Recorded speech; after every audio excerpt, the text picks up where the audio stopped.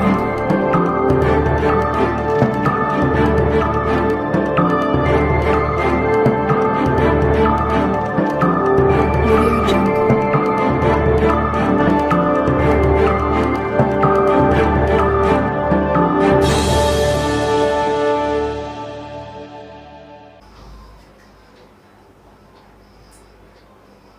గురు education YouTube ఛానల్కి స్వాగతం సుస్వాగతం. Welcome to Suman Guru education YouTube channel. మనం ఈ వీడియోలో ఇండియన్ ఎకానమీ అన్న అంశం గురించి చర్చించుకుంటున్నాం. అందులో భాగంగా మనం ద్రవ్యోల్బణం యొక్క రకాలు, కొలమానాలు అనే అంశం గురించి ఈ వీడియోలో చర్చించుకోబోతున్నాం. మనం గత వీడియోలో ఏ అంశాల గురించి మనం విశ్లేషణ చేసామంటే, ఒకటి ద్రవ్యోల్బణం యొక్క అర్థం, ద్రవ్యోల్బణం యొక్క అర్థం గురించి మనం మాట్లాడుకున్నాం. ద్రవ్యోల్బణం అంటే ఏమిటి తెలుసుకున్నాం. ద్రవ్యోల్బణం యొక్క నిర్వచనాలని తెలుసుకున్నాం. ద్రవ్యోల్బణం యొక్క అర్థము, ద్రవ్యోల్బణం యొక్క నిర్వచనాలు మరియు ద్రవ్యోల్బణం యొక్క వివిధ భావనలు,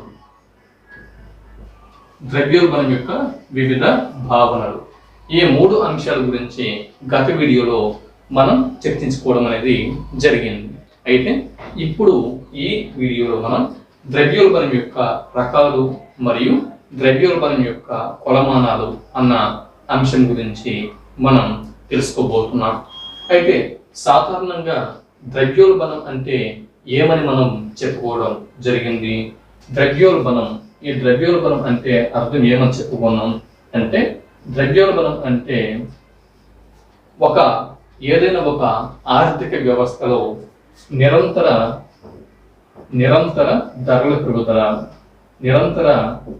ధరల పెరుగుదల, ఒక ఆర్థిక వ్యవస్థలో నిరంతరంగా ధరలు పెరుగుతూ ఉండేటటువంటి పరిస్థితిని ద్రవ్యోల్బణం అని చెప్పి మనం పేర్కొనడం అనేది జరిగింది. ఇంకా ద్రవ్యోల్బణం అంటే ఇంకేమని చెప్పొచ్చు, ద్రవ్యం యొక్క విలువ తగ్గటం అని మనం చెప్పవచ్చు. ద్రవ్యం యొక్క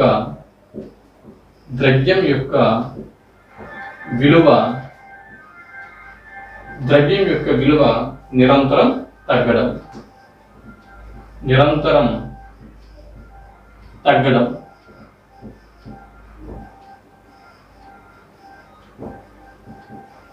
ద్రవ్యం యొక్క విలువ నిరంతరం తగ్గడం, నిరంతరం ధరల పెరుగుదల లేదా ద్రవ్యం యొక్క విలువ నిరంతరం తగ్గడం, ఈ పరిస్థితిని ద్రవ్యోల్బణం అని చెప్పి పేర్కోవడం అనేది జరుగుతుంది.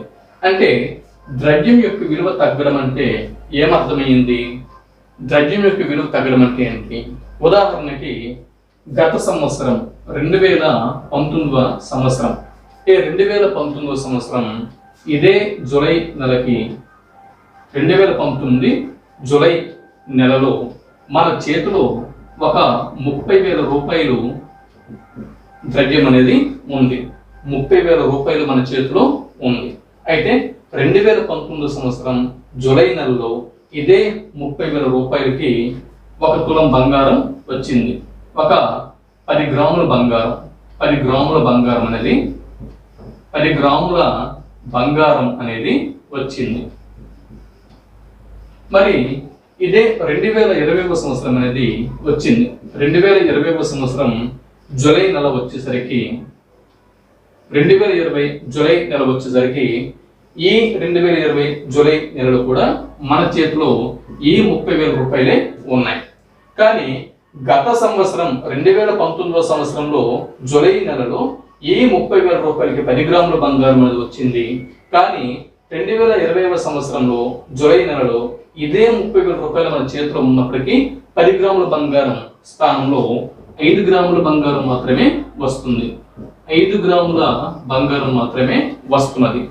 అయితే ఇటువంటి ఈ పరిస్థితిని ద్రవ్యం యొక్క విలువ తగ్గడం అని అంటారు. అంటే ఏంటి, గత సంవత్సరంలో 2019లో ఇదే కాలంలో ద్రవ్యం యొక్క విలువ అనేది ఇక్కడ బాగానే ఉంది, 10 గ్రాముల బంగారం వచ్చింది. కానీ ఇక్కడికి వస్తేప్పటికి ద్రవ్యం యొక్క విలువ తగ్గిపోయింది. అదే 30,000 రూపాయలు మన పాకెట్ లో ఉన్నప్పటికీ అక్కడ ఈ బంగారం అనేది 10 గ్రాములు రావట్లేదు, 5 గ్రాములు మాత్రమే వస్తుంది. అంటే మన దగ్గర ఉన్నటువంటి ఆ 30,000 రూపాయల యొక్క ద్రవ్యం యొక్క విలువ అనేది తగ్గింది అని అర్థం. కాబట్టి ఈ విధంగా ద్రవ్యం యొక్క విలువ నిరంతరం తగ్గుతూ ఉండేటటువంటి పరిస్థితిని ద్రవ్యోల్బణం అని చెప్పి పేర్కోవడం జరుగుతుంది. అంతేకాకుండా ఇంకా ద్రవ్యోల్బణం అంటే అతి ఎక్కువ ద్రవ్యరాశి, అత్యధిక ద్రవ్యరాశి, అత్యధిక ద్రవ్యరాశి, అత్యధిక ద్రవ్యరాశి, మార్కెట్లో అందుబాటులో ఉన్నటువంటి తక్కువ వస్తురాశిని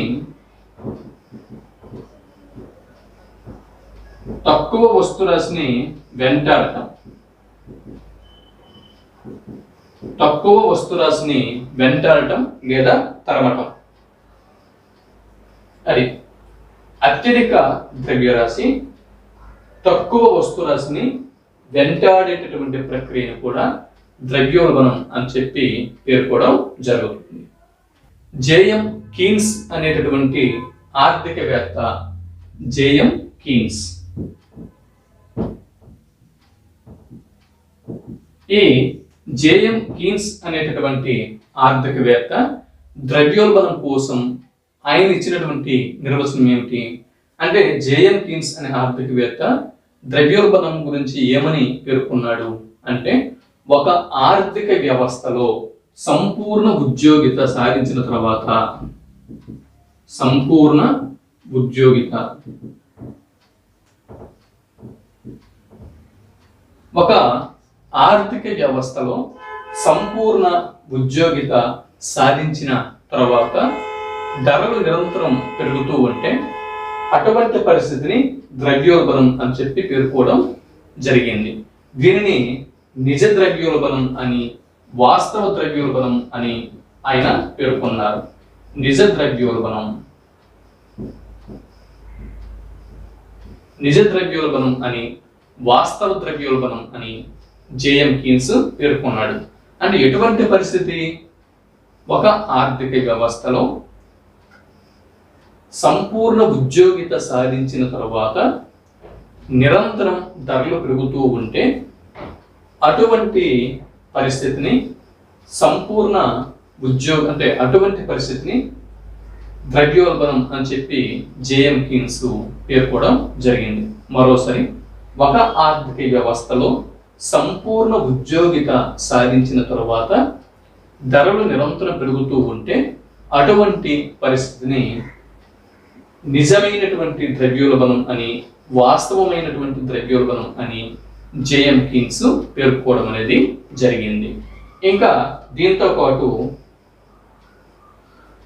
సంపూర్ణ ఉద్యోగిత ఏదైతే ఉందో ఈ సంపూర్ణ ఉద్యోగితకి ముందున్నటువంటి పరిస్థితుల్లో, సంపూర్ణ ఉద్యోగితకు ముందు ఉండేటటువంటి పరిస్థితుల్లో ద్రవ్యోల్బణం అనేది ఏర్పడదు అని కూడా జేఎం కీన్స్ చెప్పడం జరిగింది.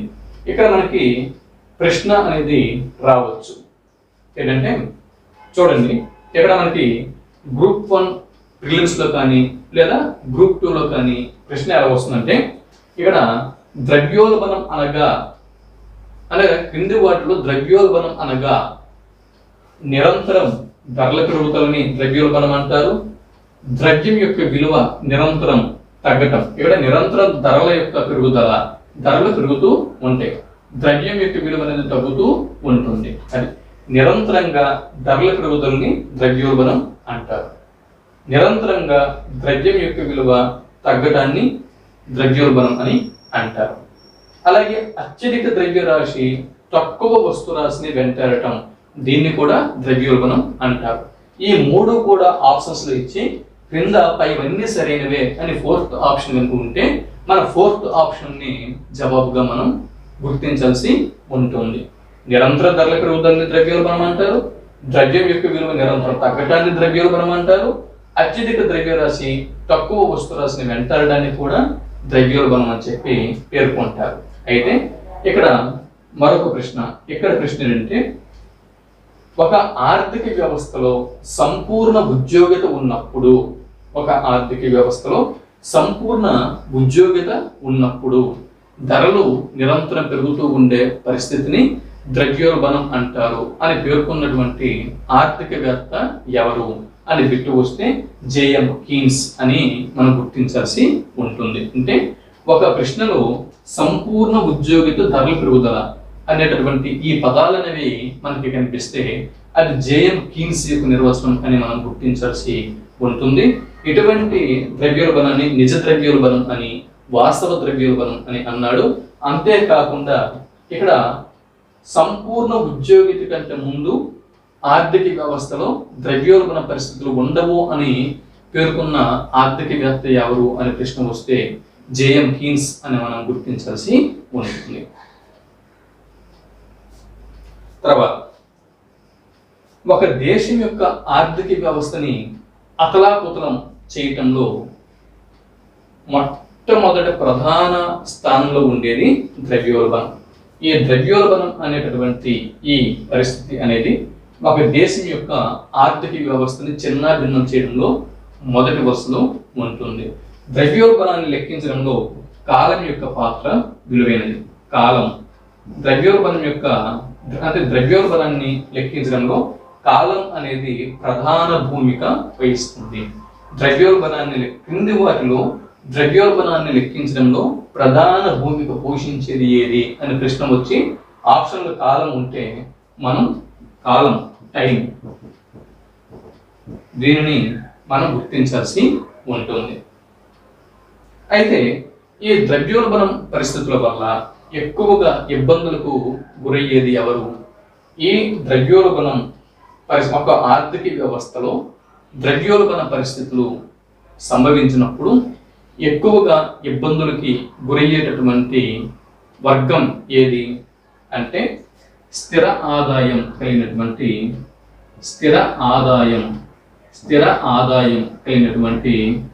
మిడిల్ క్లాస్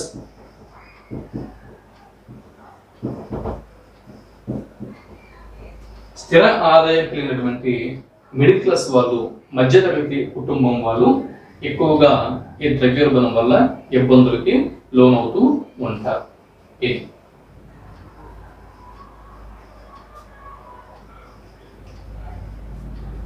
అయితే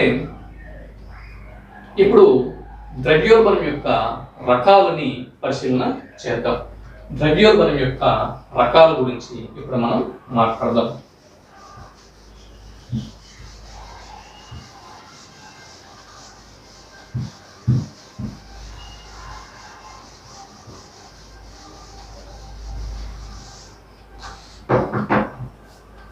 ద్రవ్యోల్బణం యొక్క తీవ్రతను బట్టి ద్రవ్యోల్బణం యొక్క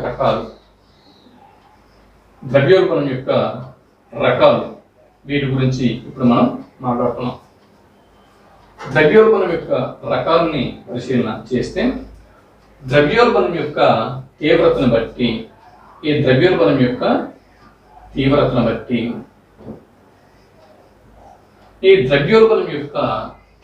బట్టి ప్రొఫెసర్ ఆర్పి కెనెట్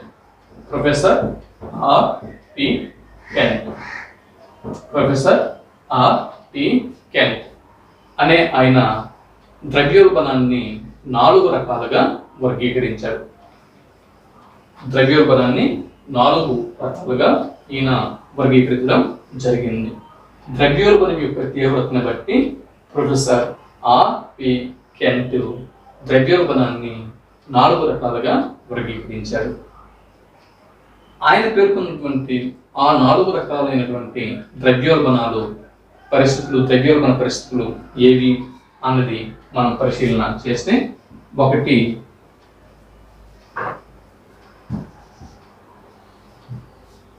క్రీపింగ్ ఇన్ఫ్లేషన్.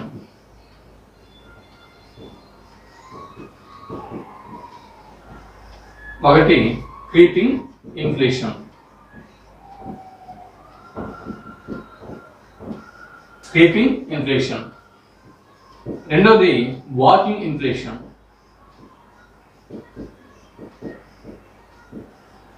Walking inflation. మూడవ అంశం running inflation. Running inflation. Fourth one galloping inflation.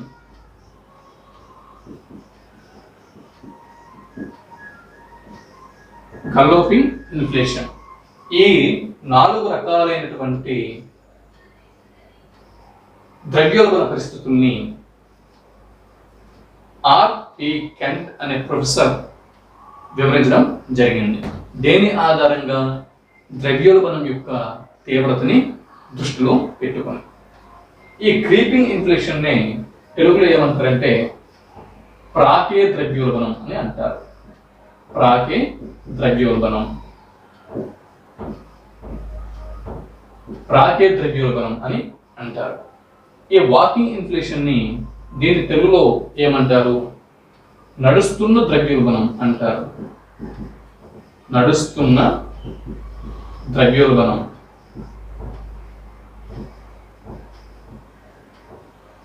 నడుస్తున్న ద్రవ్యోల్బణం అని అంటారు. ఈ రన్నింగ్ ఇన్ఫ్లేషన్ ని పరుగెడుతున్న ద్రవ్యోల్బణం అంటారు. పరుగెడుతున్న ద్రవ్యోల్బణం. పరిగెడుతున్న ద్రవ్యోల్బణం అని అంటారు. దాని తర్వాత గల్లాపింగ్ ఇన్ఫ్లేషన్. దీనిని ఏమంటారంటే ఉరకలు వేస్తున్న ద్రవ్యోల్బణం అని అంటారు. ఇది అయితే మరొక రకమైనటువంటి ద్రవ్యోల్బణం ఉంది. దాన్ని హైపర్ ద్రవ్యోల్బణం అని అంటారు.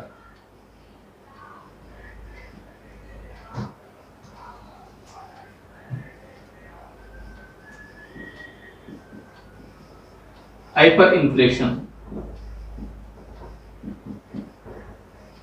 Hyper inflation. హైపర్ ఇన్ఫ్లేషన్ దీనిని తెలుగులో ఏమంటారు? ఉద్ధృతమైన ద్రవ్యోల్బణం. ఉద్ధృతమైన లేదా అతి ద్రవ్యోల్బణం. అతి ద్రవ్యోల్బణం.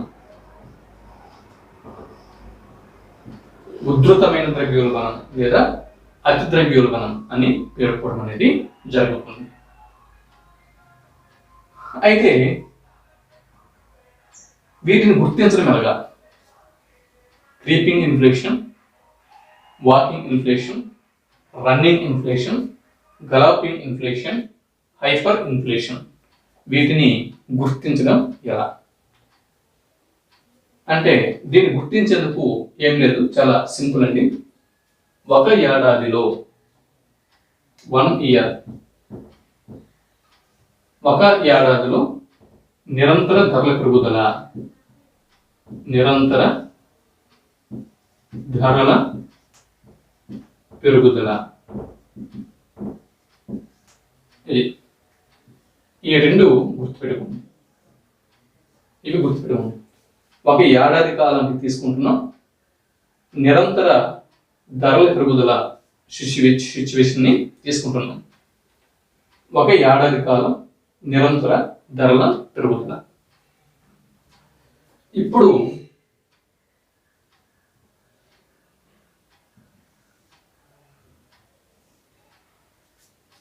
దీనిలో చూడండి, ఒక ఏడాది కాలంలో ధరల పెరుగుదల అనేది 3% వరకు ఉంటే, ధరల పెరుగుదల అనేది 3% వరకు ఉంటే, అంటే 1%, 2%, 3% వరకు ఉంటే దాన్ని క్రీపింగ్ ఇన్ఫ్లేషన్ అని అంటాం. ప్రాకేయ ద్రవ్యోల్బణం అని చెప్పి అంటాం. అలాగే ఇక్కడ ఒక సంవత్సర కాలంలో ధరల పెరుగుదల అనేది 3% నుంచి 6% మధ్య ఉంటే, 3% నుంచి 6% మధ్య ఉంటే దాన్ని వాకింగ్ ఇన్ఫ్లేషన్ అని అంటాం. నడుస్తున్న ద్రవ్యోల్బణం అని అంటాం.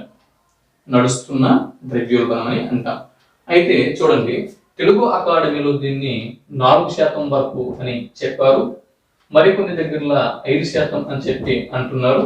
అయితే ఏంటంటే 3% నుంచి 6% లేదా 4%, 5%, అంటే 4%, 5%, 6% వరకు, 3% నుంచి 6% వరకు ఉండేటటువంటి ద్రవ్యోల్బణ పరిస్థితిని వాకింగ్ ఇన్ఫ్లేషన్, నడుస్తున్న ద్రవ్యోల్బణం అని చెప్పి పేర్కొంటారు.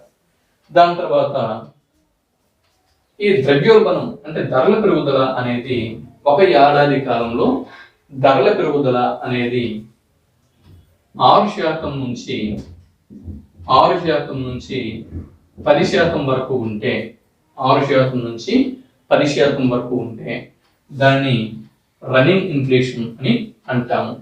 పరుగెడుతున్న ద్రవ్యోల్బణం అని చెప్పి పేర్కొంటాం. పరుగెడుతున్న ద్రవ్యోల్బణం, రన్నింగ్ ఇన్ఫ్లేషన్ అని అంటారు. అలాగే ఒక ఏడాది కాలంలో ధరల పెరుగుదల అనేది ఈ 10% నుంచి 10%, లేదా 20%, లేదా 30%, ఈ విధంగా 2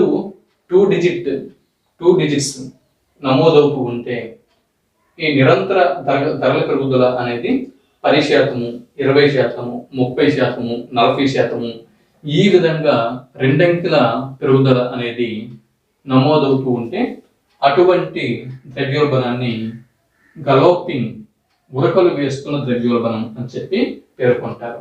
ఉరకలు వేస్తున్నటువంటి ద్రవ్యోల్బణం గలోపింగ్ ఇన్ఫ్లేషన్ అని అంటారు. ఇక చివరిగా హైపర్ ఇన్ఫ్లేషన్ అంటే ఉధృతమైన అతి ద్రవ్యోల్బణం. అంటే ఇక్కడ ఒక ఏడాది కాలంలో ఒక ఆర్థిక వ్యవస్థలోని ధరల పెరుగుదల అనేది 100%, 200%, 500%, 1000%, ఈ విధంగా నమోదవుతూ ఉంటే 3 అంకెల నుంచి 4 అంకెలు, అంటే 3 to 4 డిజిట్స్ నమోదవుతూ ఉంటే ధరల పెరుగుదల అనేది 3 to 4 డిజిట్స్ పర్సెంటేజ్లో నమోదవుతూ ఉంటే అటువంటి ద్రవ్యోల్బణాన్ని హైపర్ ఇన్ఫ్లేషన్ అని, ఉధృతమైనటువంటి ద్రవ్యోల్బణం అని, అతి ద్రవ్యోల్బణం అని పేర్కోవడం అనేది జరుగుతుంది. చూడండి, ఇక్కడ వరకు మనకి ప్రశ్నలు రేపు పొద్దున్న ఎలాగొస్తాయి అంటే గ్రూప్ 2 ఎగ్జామినేషన్లో కానీ లేదా గ్రూప్ 1 ఎగ్జామినేషన్లో కానీ ఇక్కడ నుంచి ప్రశ్నలు ఏ విధంగా రావడానికి అవకాశం ఉందంటే, ఇక్కడ ద్రవ్యోల్బణం యొక్క తీవ్రతను బట్టి ద్రవ్యోల్బణాన్ని 4 రకాలుగా వర్గీకరించిన వారు క్రింది వారిలో ఎవరు అని బిట్టు వస్తే జవాబు ఆర్పి కెంట్ అనేటటువంటి ప్రొఫెసర్ అని మనం గుర్తించాల్సి ఉంటుంది. ఇది ఒక బిట్టు. అలాగే ఒక ఆర్థిక వ్యవస్థలో ఒక ఏడాదిలో ధరల పెరుగుదల 3% వరకు ఉంటే అది ఏ రకమైనటువంటి ద్రవ్యోల్బణం అని బిట్టు వస్తే అది క్రీపింగ్ ఇన్ఫ్లేషన్ లేదా ప్రాకే ద్రవ్యోల్బణం అని మనం గుర్తించాల్సి ఉంటుంది. ఇక్కడ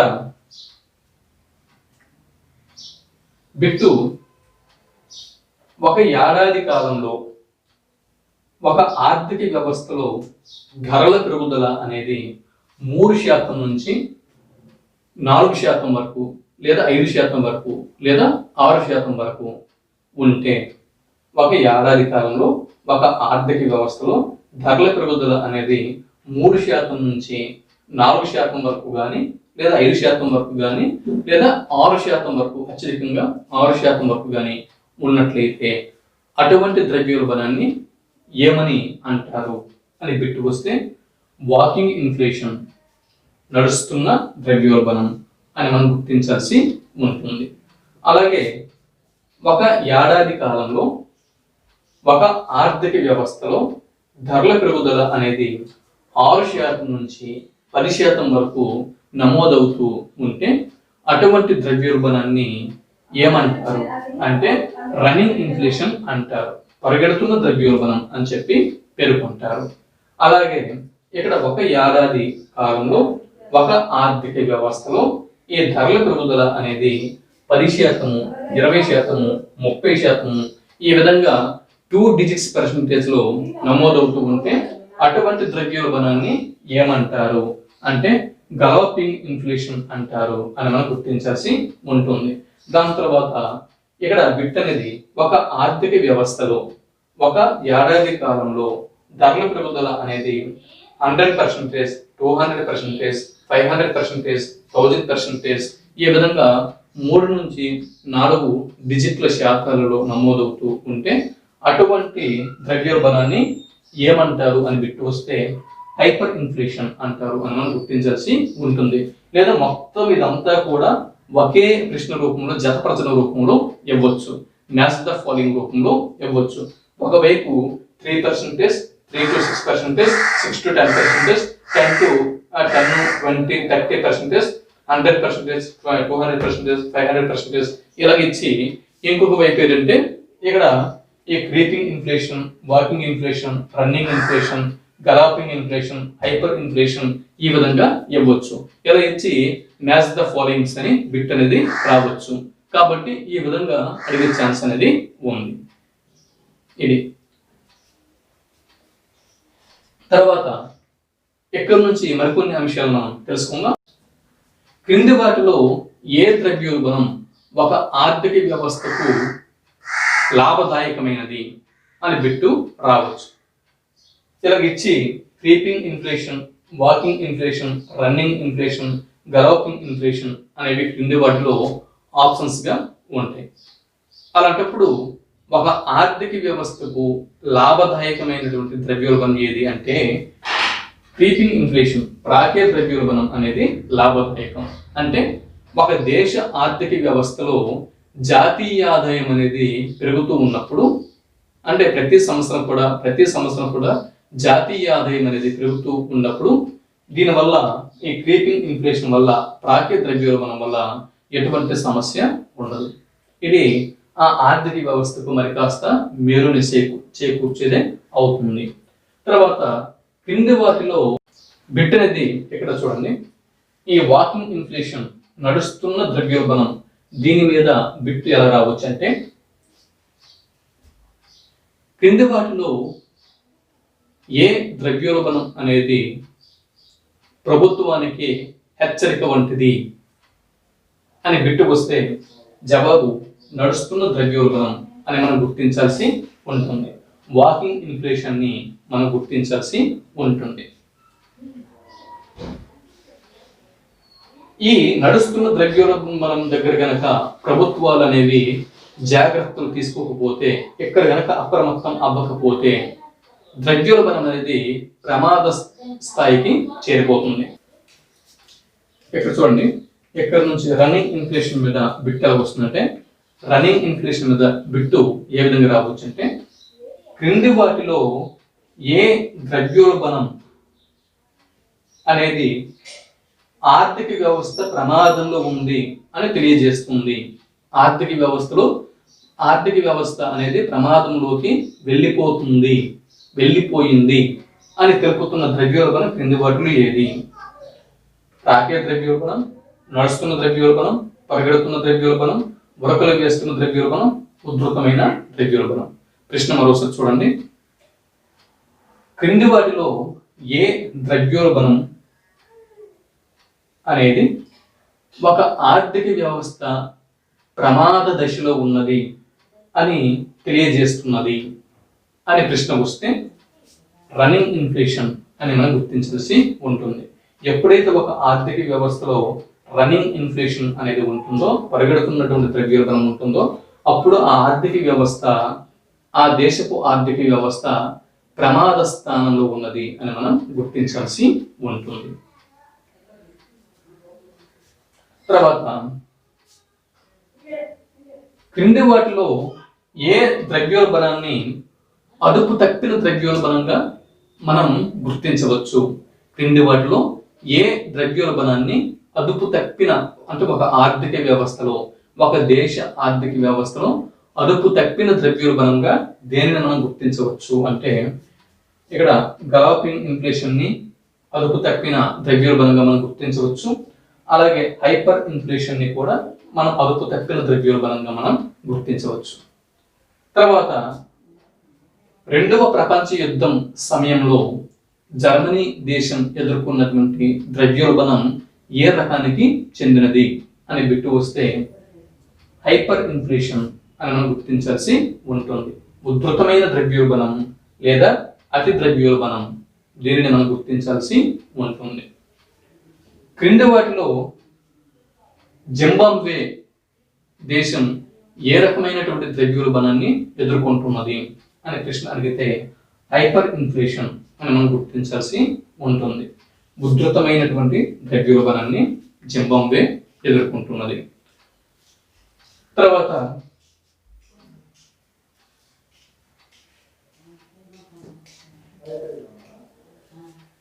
వెనిజులా దేశం ప్రస్తుతం ఏ రకమైనటువంటి ద్రవ్యోల్బణాన్ని ఎదుర్కొంటున్నది అంటే హైపర్ ఇన్ఫ్లేషన్ అని మనం గుర్తించాల్సి ఉంటుంది. రెండో ప్రపంచ యుద్ధ కాలంలో జర్మనీ, ప్రస్తుత కాలంలో జింబాబ్వే మరియు వెనిజులా, ఈ దేశాలనేవి హైపర్ ఇన్ఫ్లేషన్ ని ఎదుర్కొంటున్నాయి. పొదుపును దెబ్బతీసి దీర్ఘకాలిక పెట్టుబడులపై ప్రభావం చూపించగల ద్రవ్యోల్బణం ఏది? దీర్ఘకాలిక పెట్టుబడులపై ప్రభావం చూపించగల ద్రవ్యోల్బణం క్రింది వాటిలో ఏది అని ప్రశ్న వస్తే గలాపింగ్ ఇన్ఫ్లేషన్ అని మనం గుర్తించాల్సి ఉంటుంది. గలాపింగ్ ఇన్ఫ్లేషన్ ఇది దీర్ఘకాలిక పెట్టుబడులపై ప్రభావం అనేది చూపిస్తుంది.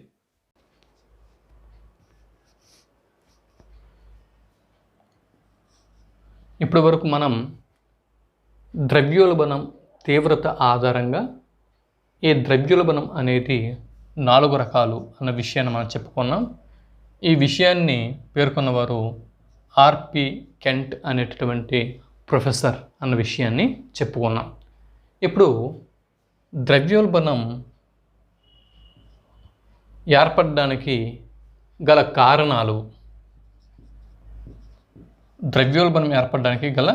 కారణాలు, దీని ఆధారంగా రాబర్ట్ జే గార్డెన్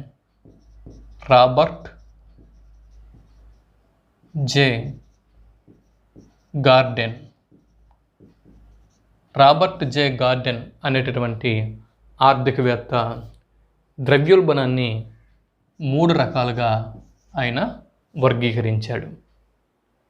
ఈ రాబర్ట్ జే గార్డెన్ వర్గీకరించినటువంటి ఈ 3 రకాల ద్రవ్యోల్బణాలనే ట్రయాంగిల్ నమూనా అని అంటారు. ట్రయాంగిల్ నమూనా, ట్రయాంగిల్ మెథడ్ అని, త్రికోణ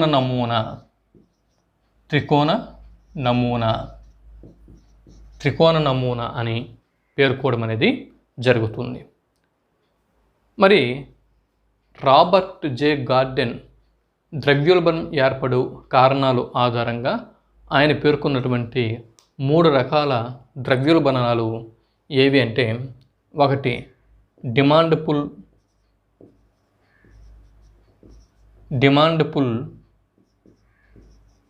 ఇన్ఫ్లేషన్,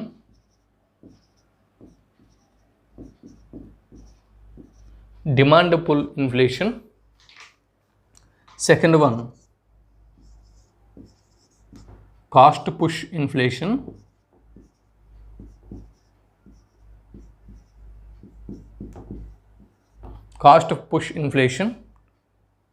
మూడు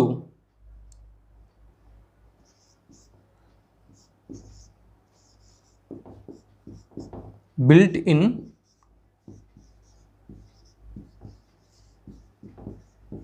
ఇన్ఫ్లేషన్.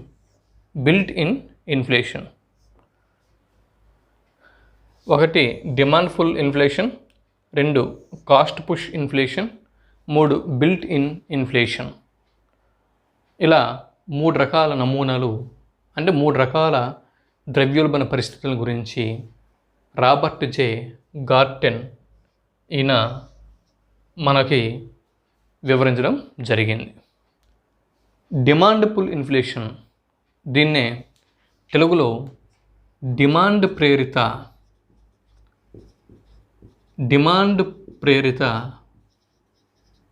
ద్రవ్యోల్బణం అని అంటారు. దీన్ని తెలుగులో డిమాండ్ ప్రేరిత ద్రవ్యోల్బణం అని చెప్పి అంటారు. దీన్నే అధిక డిమాండ్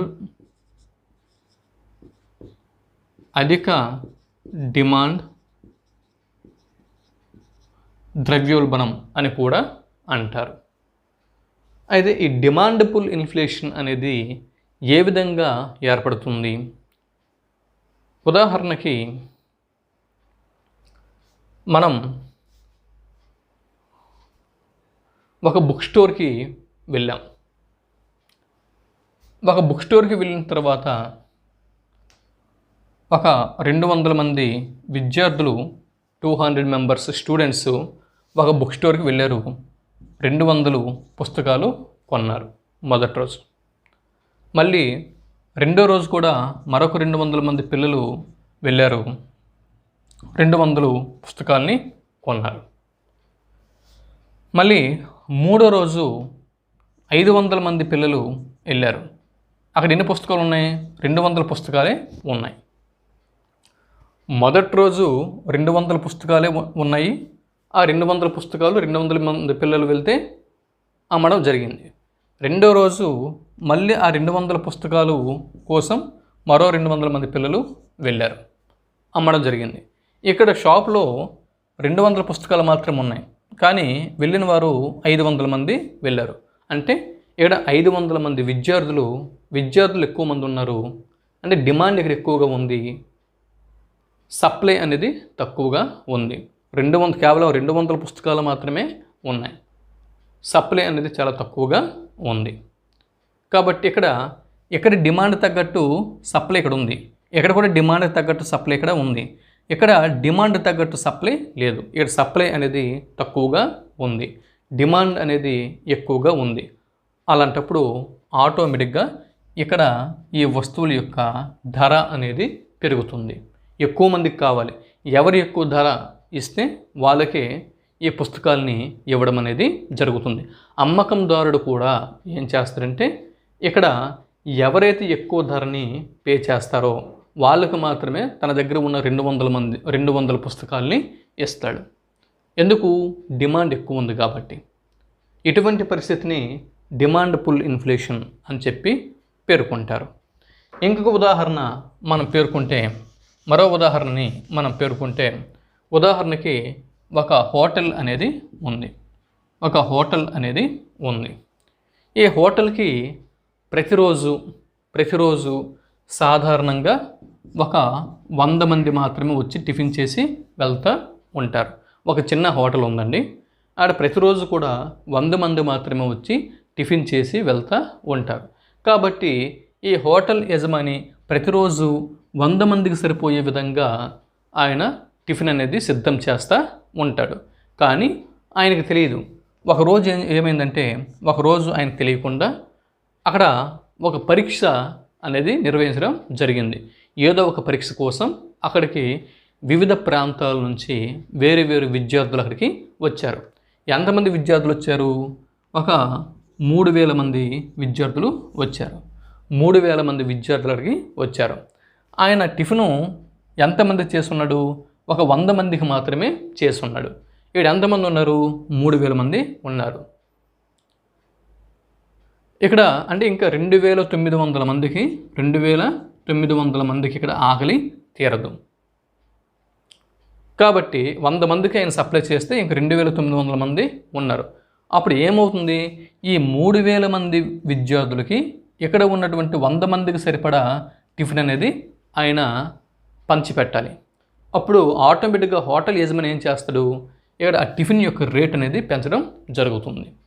అంటే ఇక్కడ సప్లై తక్కువగా ఉంది, డిమాండ్ ఎక్కువగా ఉంది.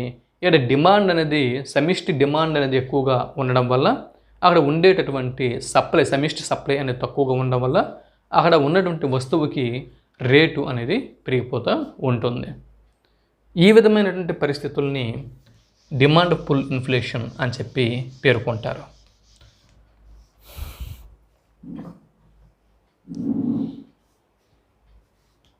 అంటే సప్లై అనేది తగ్గి మార్కెట్లో ఉన్నటువంటి వస్తు సేవలకు ఎక్కువ మంది డిమాండ్ చేయటం వల్ల ఏర్పడేటటువంటి ద్రవ్యోల్బణ పరిస్థితిని డిమాండ్ పుల్ ఇన్ఫ్లేషన్ అని చెప్పి పేర్కోవచ్చు.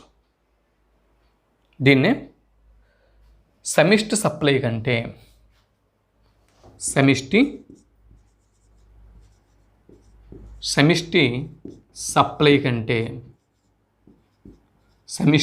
సప్లై కంటే మార్కెట్లో సమిష్టి సప్లై కంటే సమిష్టి డిమాండ్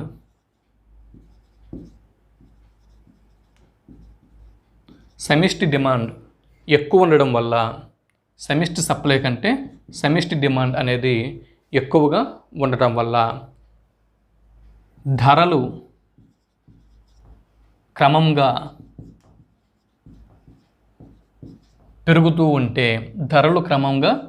రోజు రోజుకి పెరుగుతూ ఉంటే అటువంటి ద్రవ్యోల్బణాన్ని డిమాండ్ పుల్ ఇన్ఫ్లేషన్ అని చెప్పి పేర్కోవడం అనేది జరుగుతుంది. అధిక ద్రవ్యం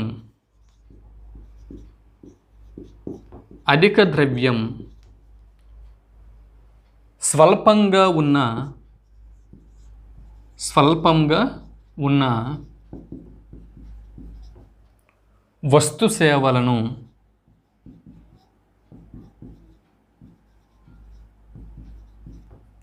అధిక ద్రవ్యము స్వల్పంగా ఉన్న వస్తు సేవలను వెంటాడే పరిస్థితిని అంటే అధిక ద్రవ్యం స్వల్పంగా ఉన్నటువంటి వస్తు సేవల్ని వెంటాడేటటువంటి పరిస్థితిని డిమాండ్ పుల్ ఇన్ఫ్లేషన్ అని అంటారు. ఇక్కడ ఏమవుతుంది, డిమాండ్ పుల్ ఇన్ఫ్లేషన్ దగ్గర ఎప్పుడైతే వస్తు సేవల సప్లై అనేది తగ్గిందో ఆ తగ్గినటువంటి వస్తు సేవలకి ఎప్పుడైతే డిమాండ్ అనేది మార్కెట్లో ఎక్కువగా ఉన్నదో అలాంటప్పుడు ఈ ఉద్యమదారులు ఉత్పత్తిదారులు ఏం చేస్తారంటే మార్కెట్లో ఏ వస్తు సేవల్ని అయితే ఎక్కువగా ప్రజలు డిమాండ్ చేస్తున్నారో వాటిని ఉత్పత్తి చేసేందుకు ముందుకి వస్తారు. ఉద్యమదారులు ముందుకి వస్తారు. ఈ విధంగా అంటే వాటిని ఉత్పత్తి చేసేందుకు ఉద్యమదారులు ముందుకు వచ్చి వాటిలో అధికంగా పెట్టుబడులు పెడతారు.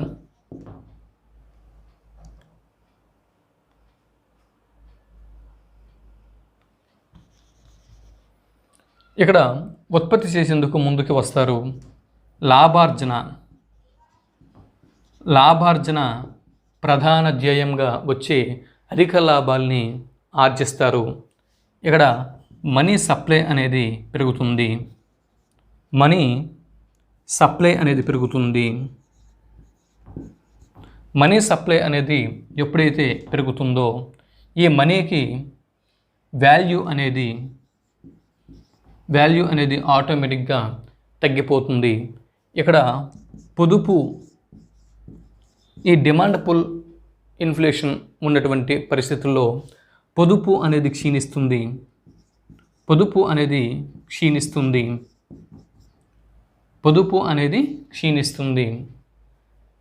ఖర్చు అనేది ఇక్కడ పెరుగుతుంది. మనీ యొక్క ఖర్చు పెరుగుతూ ఉంటుంది. ఇది ఇటువంటి పరిస్థితి మార్కెట్లో ఉంటే అటువంటి పరిస్థితిని ఏంటంటే డిమాండ్ పుల్ ఇన్ఫ్లేషన్ అని చెప్పి పేర్కోవడం అనేది జరుగుతుంది. అయితే డిమాండ్ ఫుల్ ఇన్ఫ్లేషన్కు గల కారణాలు ఏమిటి అన్నది పరిశీలన చేస్తే డిమాండ్ పుల్ ఇన్ఫ్లేషన్ అనేది ఒక దేశ ఆర్థిక వ్యవస్థలో ఏర్పడడానికి ప్రధాన కారణాలు వినియోగ వ్యయం పెరగడం, పెట్టుబడి వ్యయం పెరగడం, లోటు బడ్జెట్ అనేది పెరగడం, నూతన ద్రవ్యంను జారీ చేయడం, ప్రభుత్వం అనేది నూతన ద్రవ్యంను జారీ చేయడం, అలాగే ప్రత్యక్ష పన్నుల్ని తగ్గించడం. ఇటువంటి పరిస్థితుల వల్ల ఈ డిమాండ్ పుల్ ఇన్ఫ్లేషన్ పరిస్థితి తలెత్తుతుంది.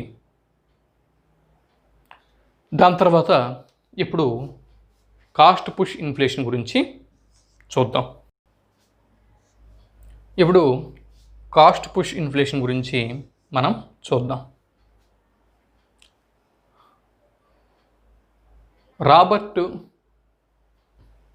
జే గార్డెన్ ఈయన పేర్కొన్నటువంటి 3 ద్రవ్యోల్బణ పరిస్థితుల్లో రెండవది కాస్ట్ పుష్ ఇన్ఫ్లేషన్. దీన్ని కాస్ట్ పుష్ ఇన్ఫ్లేషన్ని వ్యయ ప్రేరిత ద్రవ్యోల్బణం అని అంటారు. వ్యయ ప్రేరిత ద్రవ్యోల్బణం. కాస్ట్ పుష్ ఇన్ఫ్లేషన్ని తెలుగులో వ్యయ ప్రేరిత ద్రవ్యోల్బణం అని చెప్పి పేర్కోవడం అనేది జరుగుతుంది. ఈ కాస్ట్ పుష్ ఇన్ఫ్లేషన్ని వ్యయ ప్రేరిత ద్రవ్యోల్బణం అని చెప్పి పేర్కోవడం అనేది జరుగుతుంది. అంటే ఇది కూడా ఈ కాస్ట్ పుష్ ఇన్ఫ్లేషన్ అనేది ఎప్పుడు సంభవిస్తుందంటే ఇది కూడా మార్కెట్లో వస్తు సేవలకి డిమాండ్ అనేది ఎక్కువగా ఉన్నప్పుడు మాత్రమే ఈ కాస్ట్ పుష్ ఇన్ఫ్లేషన్ కూడా సంభవిస్తుంది. ఇటువంటి ద్రవ్యోల్బణం కూడా వ్యయ ప్రేరిత ద్రవ్యోల్బణం కూడా సంభవిస్తుంది. ఈ 1950వ సంవత్సరం వరకు 1950వ సంవత్సరం వరకు ద్రవ్యోల్బణం అంటే కేవలం డిమాండ్ ప్రేరిత ద్రవ్యోల్బణంగానే భావించేవారు. ఇంతకుముందు మనం చెప్పుకున్నటువంటి ఈ డిమాండ్ పుల్ ఇన్ఫ్లేషన్నే ఆర్థికవేత్తలు నిజమైనటువంటి ద్రవ్యోల్బణంగా వీళ్ళు భావించేవారు. కానీ 1950వ సంవత్సరం తర్వాత కూడా ఈ 1950వ సంవత్సరంలో ఈ 1950వ సంవత్సరం తరువాత ఈ 1950 తర్వాత వ్యయ ప్రేరిత ద్రవ్యోల్బణాన్ని కూడా ఆర్థికవేత్తలు గుర్తించడం జరిగింది. అందువల్ల దీనిని నూతన ద్రవ్యోల్బణం అని అంటారు. నూతన ద్రవ్యోల్బణం అని అంటారు. నూతన ద్రవ్యోల్బణం అని, న్యూ ఇన్ఫ్లేషన్ అని అంటారు. క్రింది వాటిలో దేనిని నూతన ద్రవ్యోల్బణం అంటారు అంటే వ్యయ ప్రేరిత ద్రవ్యోల్బణాన్ని నూతన ద్రవ్యోల్బణం అని అంటారు. ఈ వ్యయ ప్రేరిత ద్రవ్యోల్బణాన్ని నూతన ద్రవ్యోల్బణం అని ఎందుకు అంటారు అంటే జవాబు 1950 వరకు ఆర్థికవేత్తలు కేవలం డిమాండ్ పుల్ ఇన్ఫ్లేషన్నే ద్రవ్యోల్బణంగా భావించేవారు. కానీ 1950 తర్వాత 1950 తర్వాత ఈ వ్యయ ప్రేరిత ద్రవ్యోల్బణాన్ని కూడా ద్రవ్యోల్బణంగా భావిస్తున్నారు. అందువల్ల దీన్ని నూతన ద్రవ్యోల్బణం అంటారు అని మనం పేర్కోవలసి ఉంటుంది. మరి కాస్ట్ పుష్ ఇన్ఫ్లేషన్ లేదా వ్యయ ప్రేరిత ద్రవ్యోల్బణం అంటే ఏమిటి?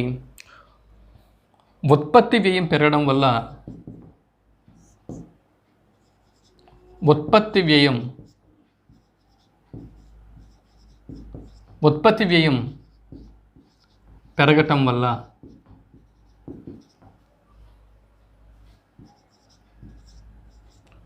ఉత్పత్తి వ్యయం అనేది పెరగటం వల్ల ఒక ఆర్థిక వ్యవస్థలోని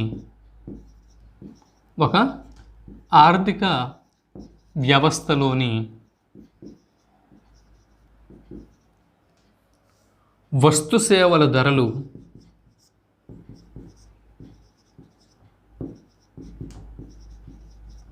నిరంతరం పెరుగుతూ ఉండే పరిస్థితిని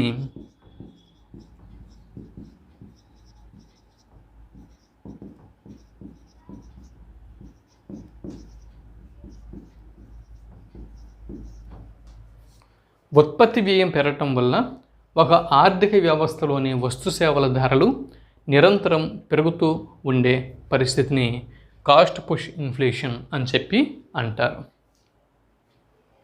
ఈ ఉత్పత్తి వ్యయం ఎప్పుడు పెరుగుతుంది? ఉత్పత్తి వ్యయం ఎప్పుడు పెరుగుతుంది? ఉత్పత్తి కారకాల యొక్క ధరలు పెరిగినప్పుడు. ఉత్పత్తి కారకాలు అంటే ఏమిటి? Land, labour, capital, organization and technology.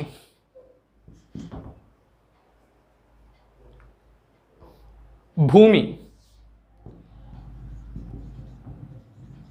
శ్రమ, మూలధనం, వ్యవస్థాపనం,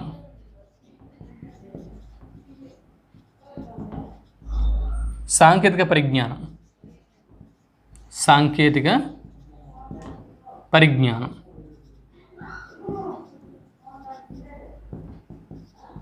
సాంకేతిక పరిజ్ఞానం. వీటిని ఉత్పత్తి కారకాలు అని అంటారు. భూమికి ప్రతిఫలం ఏంటి?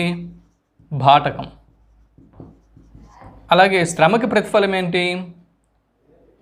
వేతనం. మూలధనంకు ప్రతిఫలం ఏంటి? వడ్డీ. వ్యవస్థాపనకు ప్రతిఫలం ఏంటి? లాభం.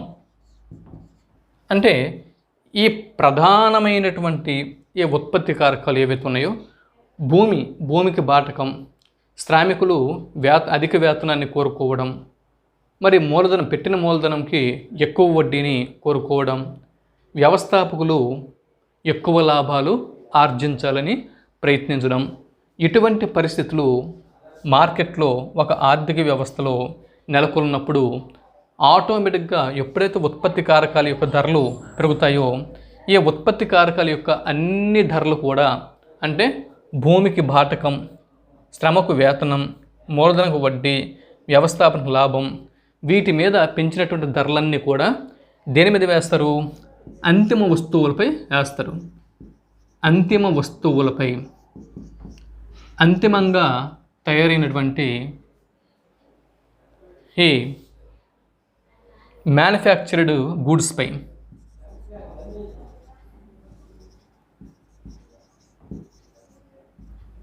ఈ అంతిమంగా తయారైనటువంటి మ్యానుఫ్యాక్చర్డ్ గూడ్స్పై, వీటి మీద పెంచినటువంటి మొత్తం ఖర్చులన్నీ కూడా దీని మీద వేస్తారు, అంతిమ వస్తువులపై వేస్తారు.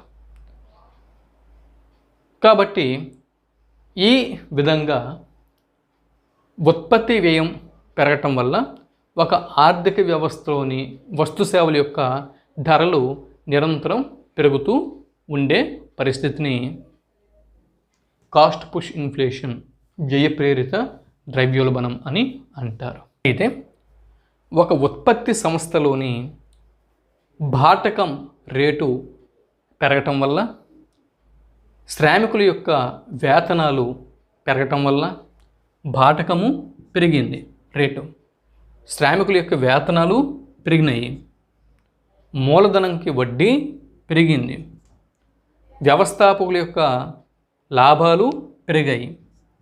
అంటే ఆ ఉత్పత్తి సంస్థల్లో ఉండేటటువంటి భూమికి బాటకం రేటు పెరిగింది, శ్రామికులు అధిక వేతాలని, అధిక జీతాలని కోరుకుంటున్నారు, మూలధనంకి వాళ్ళు పెట్టినటువంటి పెట్టుబడులకి అధిక వడ్డీని వాళ్ళు కోరుకుంటున్నారు.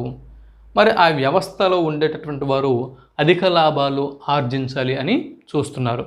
అప్పుడు వీటి మీద ధరలు పెంచినప్పుడు, ఈ ధరలు పెంచిన తర్వాత వీటి ధరలు అంతిమంగా దేనిపై వాళ్ళు మోపుతారు? అంతిమంగా తయారైనటువంటి వస్తు సేవల మీద, అంతిమ వస్తు సేవల మీద, అంతిమ వస్తు సేవలు. వాళ్ళు అంత ఫైనల్గా వీటి యొక్క భారం అంతా కూడా ఈ అంతిమ వస్తు సేవల మీద పడుతుంది. అంటే చివరికి దీన్ని భరించవలసిన వాడు వినియోగదారుడే భరించాల్సి ఉంటుంది. కాబట్టి ఈ విధంగా వివిధ దేశంలోని లేదా ఒక ఆర్థిక వ్యవస్థలోని ఈ ఉత్పత్తి సంస్థల్లో ఉత్పత్తి కారకాల యొక్క ధరలు పెరిగిపోవడం వల్ల, ఉత్పత్తి వ్యయం పెరగడం వల్ల ఈ అంతిమ వస్తు సేవల యొక్క ధరలు నిరంతరంగా పెరుగుతూ ఉంటే ఇటువంటి పరిస్థితిని కాస్ట్ పుష్ ఇన్ఫ్లేషన్ అని చెప్పి పేర్కోవడం జరుగుతుంది. మూడవది built in inflation. Built in inflation. మనం డిమాండ్ పుల్ ఇన్ఫ్లేషన్ గురించి చెప్పుకున్నాం, కాస్ట్ పుష్ ఇన్ఫ్లేషన్ గురించి చెప్పుకున్నాం, బిల్ట్ ఇన్ ఇన్ఫ్లేషన్ గురించి చెప్పుకోబోతున్నాం. ఇప్పుడు డిమాండ్ పుల్ ఇన్ఫ్లేషన్ గురించి చెప్పుకున్నాం, కాస్ట్ పుష్ ఇన్ఫ్లేషన్ గురించి చెప్పుకున్నాం. ఇప్పుడు బిల్ట్ ఇన్ ఇన్ఫ్లేషన్, దీని గురించి మనం ఇప్పుడు పరిశీలన చేస్తున్నాం. ఇక్కడ బిల్ట్ ఇన్ ఇన్ఫ్లేషన్ అంటే చాలా సింపుల్. ఈ ఉత్పత్తి కారకులు కదా, ల్యాండ్, లేబర్, క్యాపిటల్, ఆర్గనైజేషన్, భూమి, శ్రమ, మూలధనం, వ్యవస్థాపన, ఇది ఉంది కదా. ఇందులో ఒక ఉత్పత్తి కారకం శ్రామికులు లేదా ఉద్యోగులు. శ్రామికులు మరియు ఉద్యోగులు వీరేం కోరుకుంటారంటే, వారు కష్టపడినందుకు ప్రతిఫలంగా వారి యొక్క వేతనాలు, వారి యొక్క జీతాలు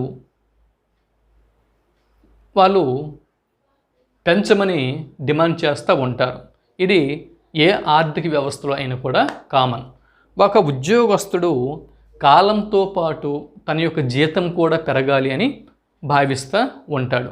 అలాగే వివిధ పరిశ్రమల్లో, వివిధ ఉత్పత్తి సంస్థల్లో పనిచేస్తున్నటువంటి శ్రామికులు కూడా కాలంతో పాటు తన యొక్క వేతనం పెంచుకోవాలి అని చూస్తూ ఉంటారు. ఎవరైనా కూడా వారి యొక్క ఆదాయాల్ని పెంచుకునే కోసం ప్రయత్నాలు చేస్తూ ఉంటారు. అయితే ఇటువంటి సందర్భాలలో ఉత్పత్తి కారకాల్లో ఒకటైనటువంటి శ్రమ ఏదైతే ఉందో, ఆ శ్రమకు తగినటువంటి వేతనము లేదా జీతము ఇవి పెంచడం వల్ల, ఒక ఉత్పత్తి కారకం యొక్క ధర అనేది ఇక్కడ పెరగటం వల్ల, దాని యొక్క కాస్ట్ అనేది పెరగటం వల్ల, దాని యొక్క ప్రభావం చివరిగా అంతిమ వస్తు సేవలపై పడటం వల్ల, నిరంతరం ఈ అంతిమ వస్తు సేవలు అనేవి ఒక ఆర్థిక వ్యవస్థలో పెరుగుతూ ఉంటే అటువంటి పరిస్థితిని బిల్ట్ ఇన్ ఇన్ఫ్లేషన్ అని చెప్పి పేర్కోవడం అనేది జరుగుతుంది. దీనికి తేడా ఏంటి? కాస్ట్ పుష్ ఇన్ఫ్లేషన్లో అన్ని ఉత్పత్తి కారకాల యొక్క ధరలు కూడా ఇక్కడ పెరుగుతాయి. ఇక్కడేంటి? బిల్ట్ ఇన్ ఇన్ఫ్లేషన్లో ఒకే ఒక ఉత్పత్తి కారకం, అదే శ్రామికుల యొక్క వేతనము లేదా ఉద్యోగస్తుల యొక్క జీతాలు పెరగటం వల్ల, దాని యొక్క ప్రభావం వల్ల అంతిమ వస్తు సేవలు పెరుగుతూ ఉండేటటువంటి పరిస్థితిని బిల్ట్ ఇన్ ఇన్ఫ్లేషన్ అని అంటారు. ఈ బిల్ట్ ఇన్ ఇన్ఫ్లేషన్ని తెలుగులో ఏమంటారంటే అంతర్లీన ద్రవ్యోల్బణం అని అంటారు. అంతర్లీన ద్రవ్యోల్బణం అని అంటారు. అంతర్లీన ద్రవ్యోల్బణం అని అంటారు. బిల్ట్ ఇన్ ఇన్ఫ్లేషన్, అంతర్లీన ద్రవ్యోల్బణం యొక్క నిర్వచనం ఏంటి అంటే,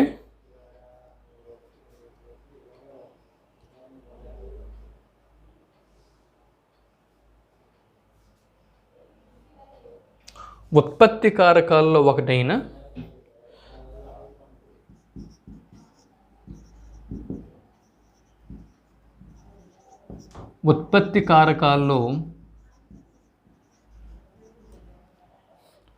ఒకటైన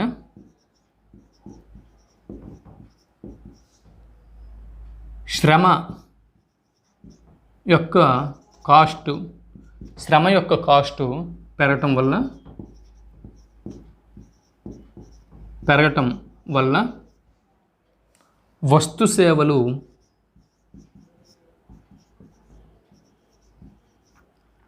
నిరంతరం పెరుగుతూ ఉంటే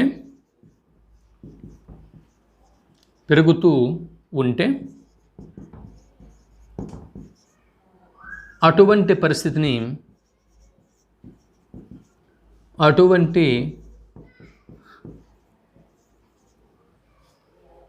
పరిస్థితిని అంతర్లీన ద్రవ్యోల్బణం అని అంటారు.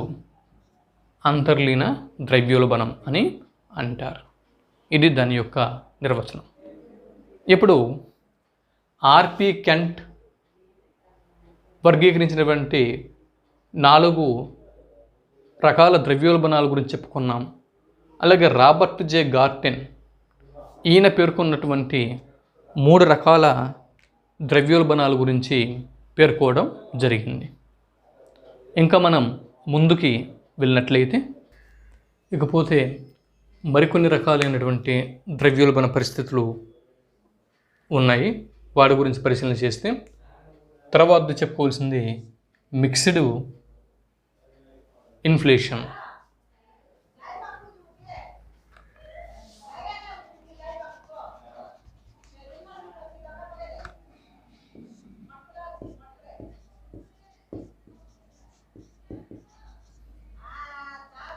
తర్వాత చెప్పుకోవాల్సింది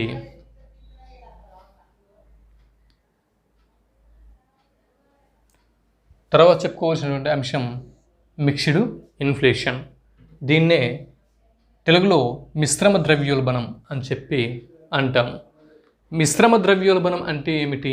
బిట్టు వస్తే ఇంతకుముందు మనం చెప్పుకున్నటువంటి డిమాండ్ పుల్ ఇన్ఫ్లేషన్ మరియు కాస్ట్ పుష్ ఇన్ఫ్లేషన్ అంటే డిమాండ్ ప్రేరిత ద్రవ్యోల్బణం, వ్యయ ప్రేరిత ద్రవ్యోల్బణం, ఈ రెండూ కూడా ఒకేసారి ఒక ఆర్థిక వ్యవస్థలో సంభవిస్తే ఇటువంటి పరిస్థితిని మిక్స్డ్ ఇన్ఫ్లేషన్, మిశ్రమ ద్రవ్యోల్బణం అని అంటారు. దాని తర్వాత క్వాలిటీ థియరీ ఆఫ్ ఇన్ఫ్లేషన్. ఇక్కడ బిట్టు మనకి ఎలా వచ్చే అవకాశం ఉందంటే, అమ్మకపుదారుడు ఎవరైతే ఉన్నాడో సేల్స్మెన్, ఈ అమ్మకపుదారుడు వస్తువులను అమ్మడం ద్వారా, అమ్మకందారుడు వస్తువుల్ని అమ్మడం ద్వారా తాను సేకరించినటువంటి కరెన్సీని భావి కాలంలో మార్పు చేసుకోవాలి అనే అంచనాపై ఆధారపడి ధరలు పెంచినట్లయితే, అతడు ధరల్ని పెంచినట్లయితే ఇటువంటి ద్రవ్యోల్బణాన్ని ఏమంటారు అంటే గుణాత్మక ద్రవ్యోల్బణం అంటారు. దీన్నే ఇంగ్లీష్లో క్వాలిటీ థియరీ ఆఫ్ ఇన్ఫ్లేషన్ అంటారు అని మనం పేర్కోవలసి ఉంటుంది. దాని తర్వాత క్వాంటిటీ థియరీ ఆఫ్ ఇన్ఫ్లేషన్. ఇక్కడ క్వాంటిటీ థియరీ ఆఫ్ ఇన్ఫ్లేషన్ని తెలుగులో పరిమాణాత్మక ద్రవ్యోల్బణం అని అంటారు. పరిమాణాత్మక ద్రవ్యోల్బణం అంటే ఇదిగో ద్రవ్య సప్లై, ద్రవ్యం యొక్క చలామణి, ద్రవ్యం యొక్క మారకాల సమీకరణం, వీటిపై ఆధారపడిన ధరల పెరుగుదలని పరిమాణాత్మక ద్రవ్యోల్బణం అని అంటారు. ద్రవ్య సప్లై, ద్రవ్య చలామణి, ద్రవ్య మారకాల సమీకరణపై ఆధారపడిన ధరల పెరుగుదలని ఏమంటారు అని బిట్టు వస్తే మనం పరిమాణాత్మక ద్రవ్యోల్బణం అని మనం గుర్తించాల్సి ఉంటుంది. క్వాంటిటీ థియరీ ఆఫ్ ఇన్ఫ్లేషన్ అని మనం గుర్తించాల్సి ఉంటుంది. తర్వాత ఫిజికల్ ఇన్ఫ్లేషన్. దీన్ని తెలుగులో కోశ సంబంధమైనటువంటి ద్రవ్యోల్బణం అని అంటారు. ఫిజికల్ ఇన్ఫ్లేషన్నే తెలుగులో కోశ సంబంధమైన ద్రవ్యోల్బణం అంటారు. కోశ సంబంధమైన ద్రవ్యోల్బణం అంటే ఒక ఆర్థిక వ్యవస్థలో ఉండేటటువంటి ఒక దేశం యొక్క ప్రభుత్వానికి, అంటే ఒక దేశ ప్రభుత్వానికి రాబడి కంటే వ్యయం పెరిగిపోయి, ఒక దేశం యొక్క ప్రభుత్వానికి రాబడి కంటే వ్యయం పెరిగిపోయి లోటు బడ్జెట్ అనేది ఏర్పడినప్పుడు దీని వలన కలిగే ధరల పెరుగుదలని ఈ లోటు బడ్జెట్ వలన, అంటే ప్రభుత్వానికి రాబడి కంటే వ్యయం పెరిగిపోయి లోటు బడ్జెట్ ఏర్పడి అందువల్ల కలిగేటటువంటి ధరల పెరుగుదలని ఏమంటారు అంటే ఫిజికల్ ఇన్ఫ్లేషన్ అని, కోశ సంబంధ ద్రవ్యోల్బణం అని అంటారని మనం గుర్తించాల్సి ఉంటుంది. వీటిని రన్నింగ్ నోట్స్లో మనం అంటే సినాప్సిస్ రూపంలో రాసుకోవడం మంచిది.